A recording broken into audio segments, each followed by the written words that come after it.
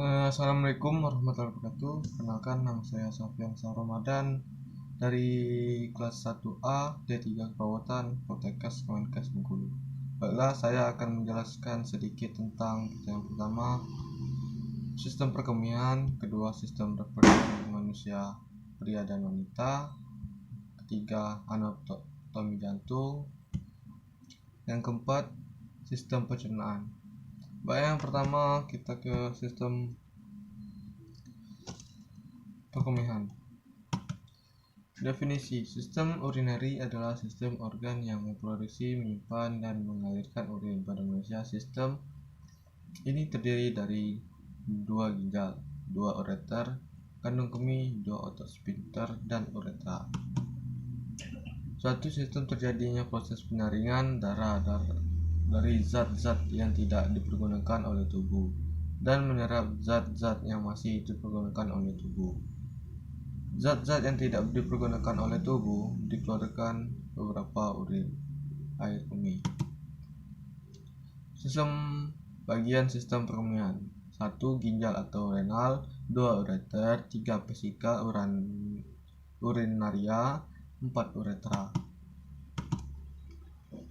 Susunan sistem perkemihan: 2 ginjal atau ren yang menghasilkan urin, 2 ureter yang membawa urin dari ginjal ke vesika urinaria atau kandung kemih, 2 vesika urinaria atau VU, 4 urin dikumpulkan, 1 uretra, urin dikeluarkan dari vesika urinaria.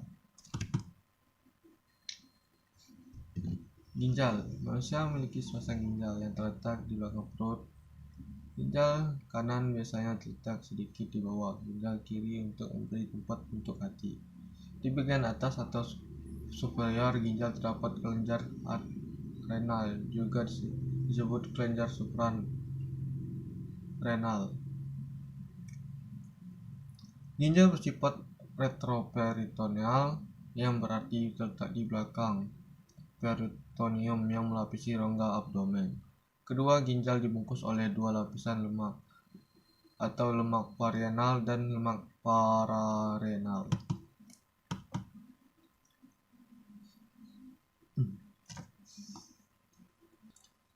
Struktur ginjal: bagian paling luar dari ginjal disebut teks. Bagian lebih dalam lagi disebut medula. Bagian paling dalam disebut pelvis. Ginjal dibungkus oleh lapisan jaring ikat longgar yang disebut kapsula. Unit fungsional dasar dari ginjal adalah nefron yang terdapat berjumlah lebih dari 1 juta buah dalam satu ginjal normal manusia dewasa. Nefron berfungsi sebagai regulator air dan zat larut atau terutama elektrolit dalam tubuh dengan cara menyaring air darah, kemudian mereabsorpsi tubuh, molekul dan sisa cairan lainnya akan dibuang. Hasil akhir kemudian diekskresikan disebut urin.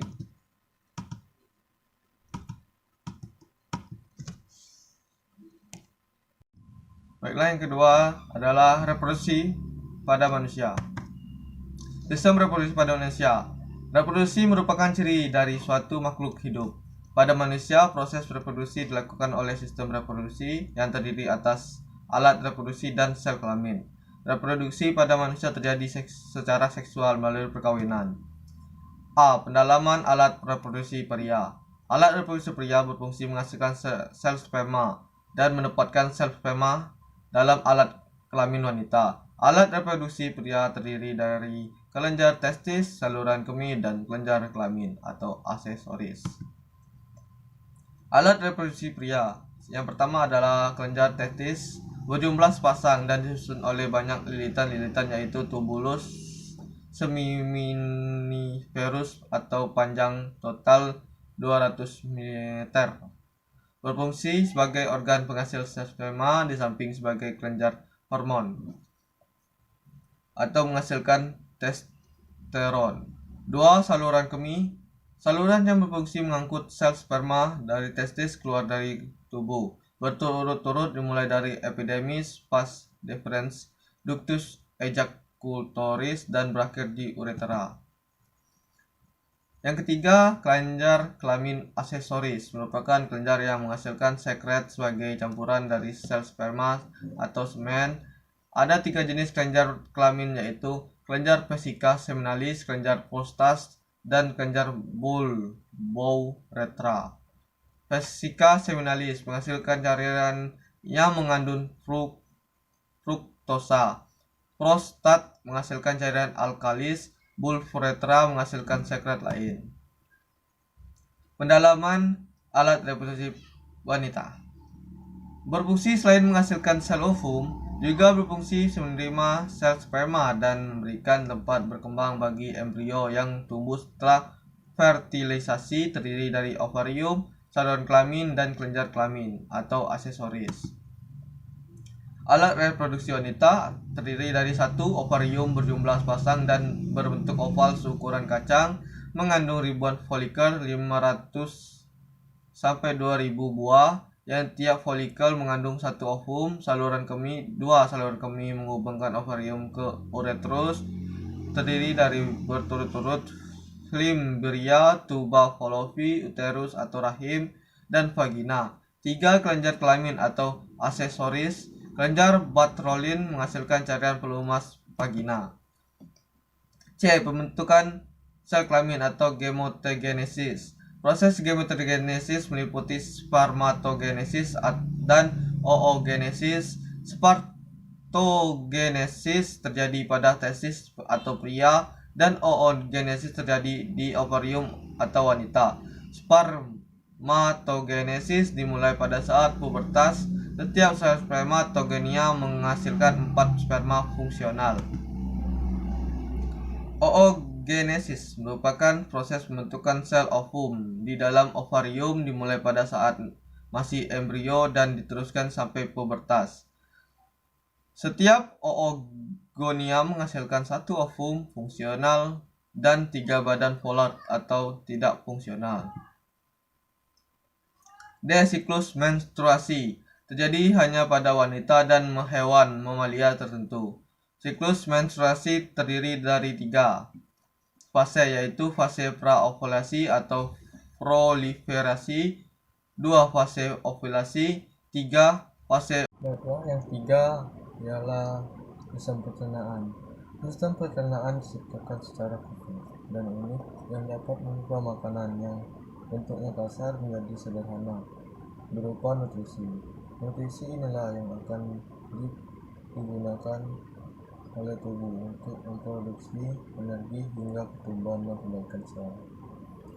Sistem pencernaan terdiri dari saluran pencernaan, yaitu sebuah tabung panjang yang membentang dari mulut ke atas.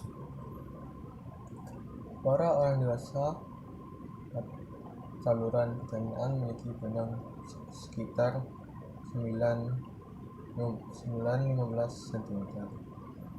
Saluran pencernaan manusia terdiri dari kerongkongan lambung, usus halus, usus besar, ada juga peran hati, jantung, empedu, dan pankreas yang menghasilkan zat sekresi ke usus halus untuk membantu mencerna makanan. Selain itu, ada juga organ aksesori dan sistem pencernaan yang meliputi gigi, lidah, kendar lidah, hati, jantung, empedu, dan pankreas. Semua bagian tersebut membantu proses pencernaan yang mengubah makanan dari bentuk kasar dan besar menjadi lebih halus.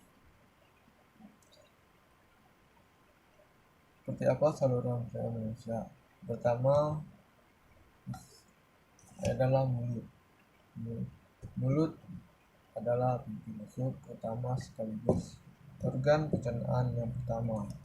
Di sini terjadi 2 tipe pencernaan, yaitu pencernaan secara mekanik dan kimia. Pencernaan mekanik melibatkan gigi yang ada di dalam mulut, bertugas untuk semuanya sekaligus menghancurkan makanan yang kasar dan besar menjadi lebih halus. Proses pemecahan makanan yang juga dibantu oleh area liur atau saliva dan jus pencernaan Hal inilah yang disebut dengan pencernaan kimiawi.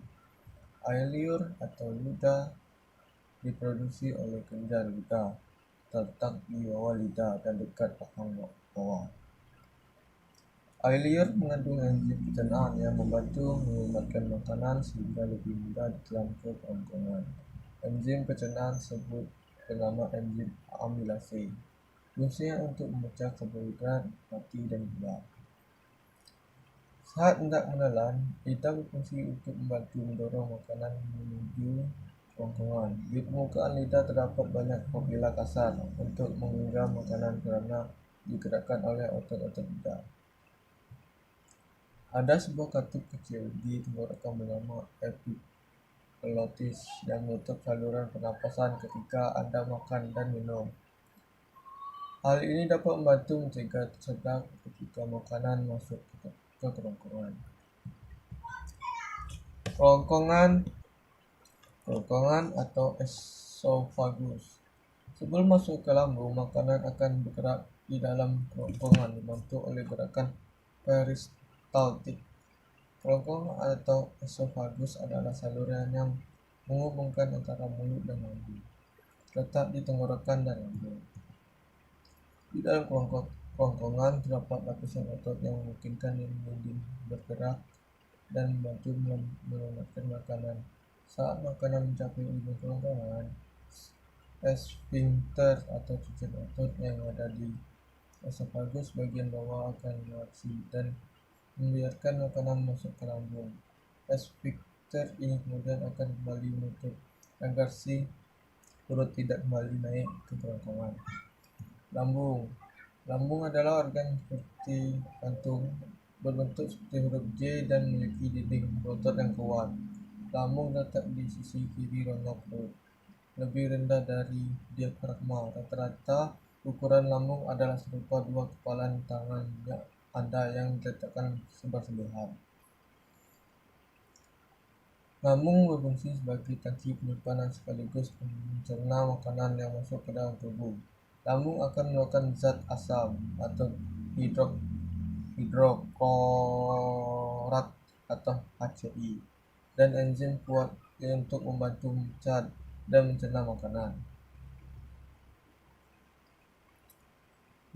Dengan bantuan enzim dan jus pencernaan, makanan di dalam lambung akan berubah bentuk menjadi semi cair, disebut dengan schim. Bentuk makanan yang seperti inilah yang akan bergerak masuk ke usus halus. Sebagian besar makanan akan meninggalkan lambung dan berpindah ke usus halus sekitar 4 jam setelah makan. Usus halus sebagian besar proses pencernaan dan penyerapan makanan terjadi di usus halus. Usus halus adalah tabung panjang yang berbentuk seperti lilitan di dalam perut. Lipatan pada usus halus ini digunakan untuk memaksimalkan pencernaan dan penyerapan nutrisi dari makanan. 1. Pankreas. Pankreas adalah organ berbentuk lonjong yang berfungsi untuk mengeluarkan enzim ke dalam usus halus. Enzim ini akan memecah protein, lemak, dan karbohidrat dari makanan. 2. Hati atau liver. Hati memiliki dua fungsi, yaitu menghasilkan cairan empedu dan membersihkan darah yang mengandung nutrisi dari usus halus. 3. Kantong empedu. Kantong empedu adalah organ berbentuk buah pil yang berada tepat di bawah hati. Ada banyak fungsi kantong empedu, yaitu untuk menyimpan cairan empedu yang difungsi oleh hati, membantu mencerna lemak, dan menghasilkan zat-zat limbah dari darah.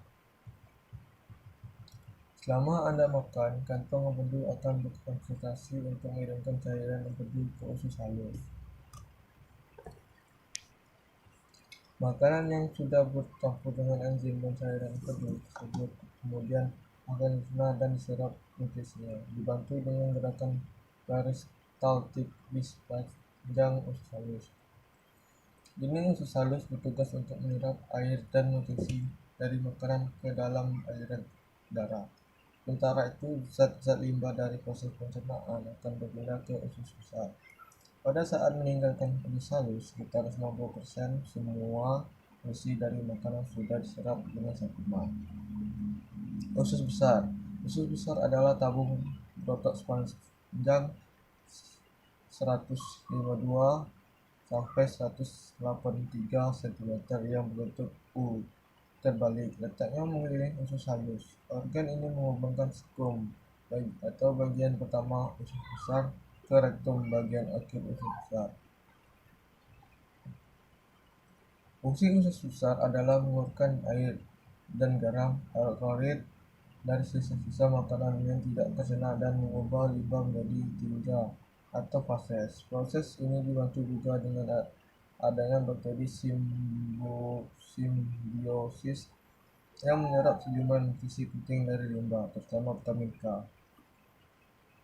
Bagian-bagian usus besar antara lain pertama sekum, 2 kolon ascendent, 3 kolon transversum, 4 kolon descendent, 5 kolon sigmoid, 6 rektum. Zat-zat limbah yang masuk ke usus besar meliputi sisa makanan, cairan, dan sel-sel tua yang berasal dari saluran pencernaan. Makanan yang termasuk ke usus besar awalnya dibentuk semi cair, kemudian akhirnya berubah menjadi padat.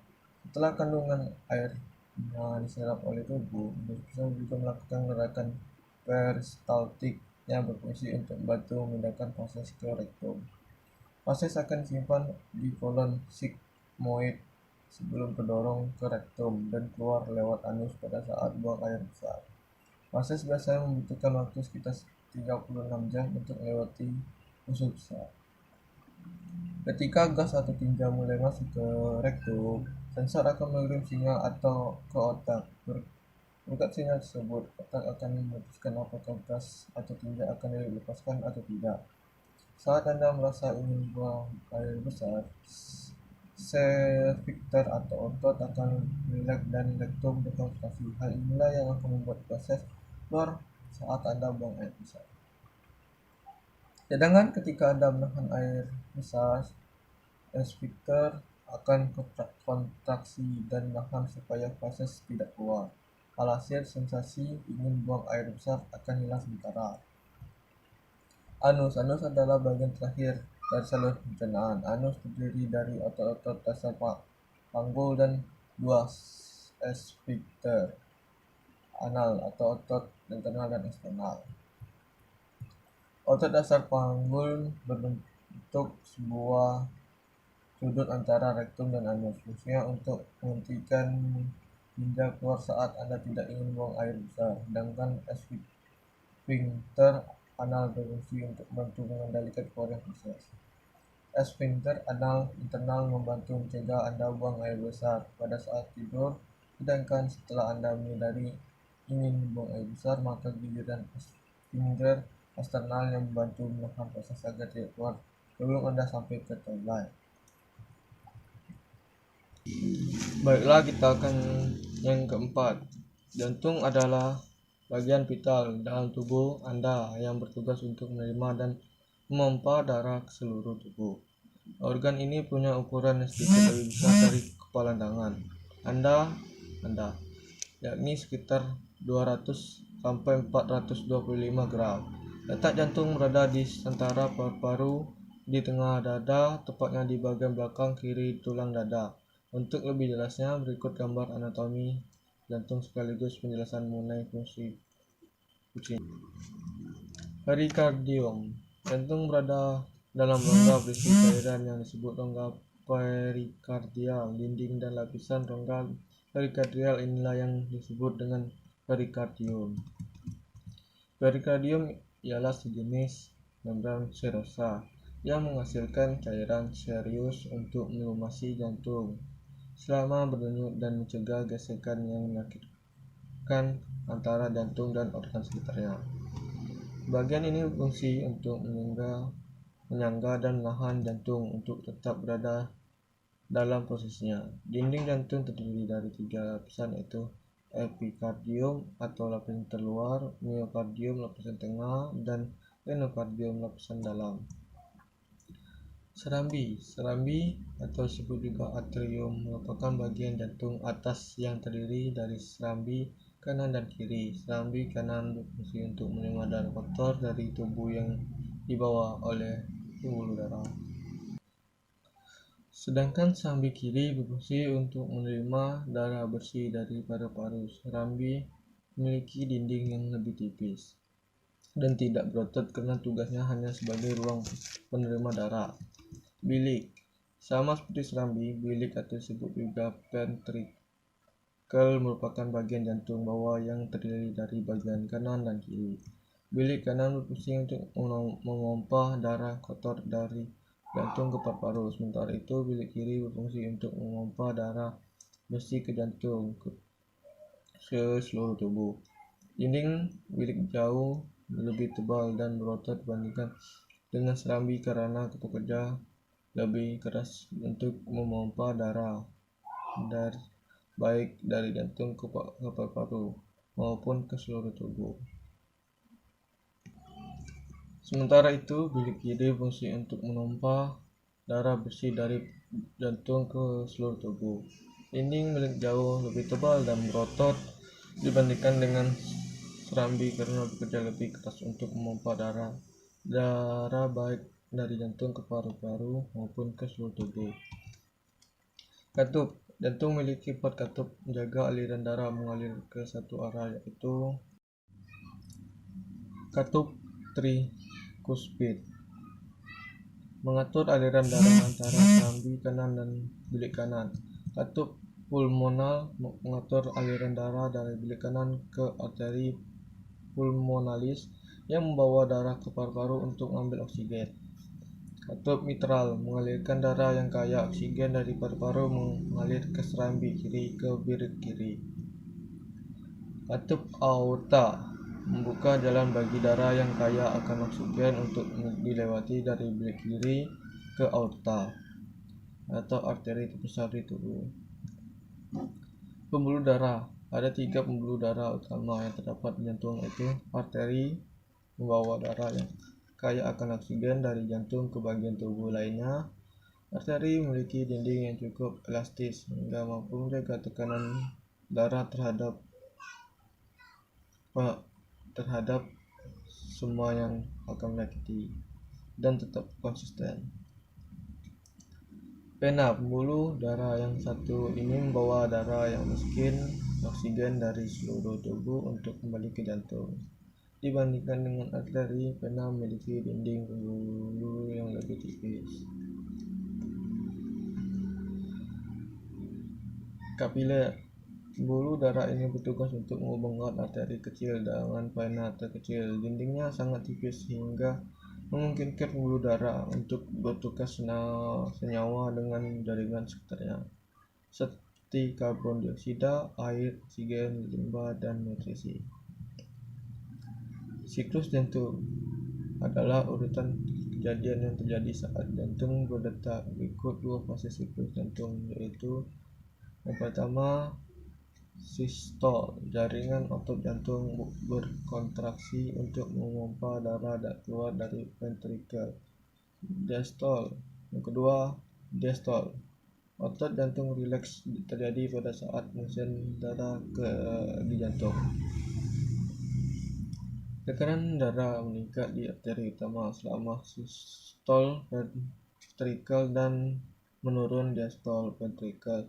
Hal ini menyebabkan 2 angka yang terkait dengan tekanan darah. Tekanan darah sistolik adalah angka yang lebih tinggi dan tekanan darah diastolik adalah angka yang lebih rendah. Misalnya tekanan darah 120 sampai atau 90 mmHg menggambarkan tekanan sistolik 120 dan berbagai penyakit yang dapat menyebabkan gangguan pada jantung. Penyakit jantung adalah istilah yang mencakup setiap gangguan pada jantung. Berikut berbagai gangguan pada jantung di antaranya. Yang pertama, aritmia, detak jantung yang tidak beraturan. Yang kedua, arteri koroner, terjadi akibat adanya penumpukan plak yang menyumbat aliran darah di arteri koroner. 3. Gagal jantung, terjadi saat jantung tidak mampu memompa darah ke seluruh tubuh secara efektif. Keempat, Kardiomiopati dilatasi terjadi saat bilik jantung melebar akibat adanya pelemahan otot jantung, sehingga tidak bisa memompa darah dengan baik. Kardiomiopati hipertrofik merupakan kelainan genetik yang terjadi saat bilik kiri menebal sehingga menyulitkan darah untuk dipompa keluar dari jantung.